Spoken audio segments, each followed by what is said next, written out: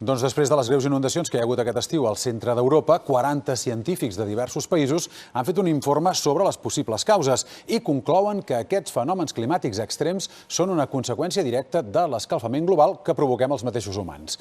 I fan una advertència: si no s'actua, la situació empitjorarà. Les inundacions que van costar la vida almenys a 220 persones al centre d'Europa el mes de juliol van ser conseqüència d'un cúmul de factors, però el més important van ser els aiguats intensos que van caure al damunt d'una regió concreta. Entre el 13 i el 15 de juliol es van arribar a registrar més de 150 litres per metre quadrat a la regió que envolta els rius Ahr, Erft i Mosa.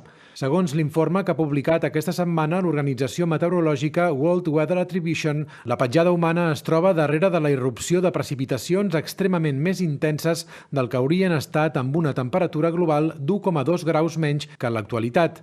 En d'altres paraules, la crisi climàtica està directament relacionada amb la catàstrofe d'aquest estiu a parts d'Alemanya, el Benelux, Suïssa i Àustria.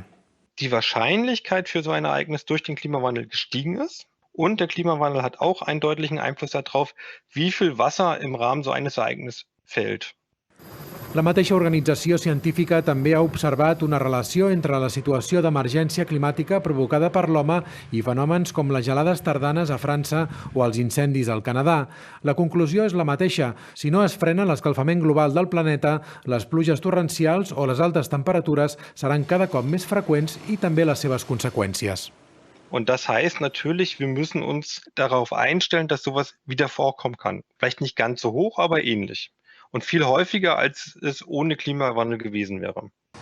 Els autors d'aquest estudi se sumen a la llarga llista de científics que adverteixen de la urgència de reduir els gasos d'efecte hivernacle. Seria un primer pas per mirar d'evitar que els desastres provocats per l'emergència climàtica siguin cada cop menys excepcionals.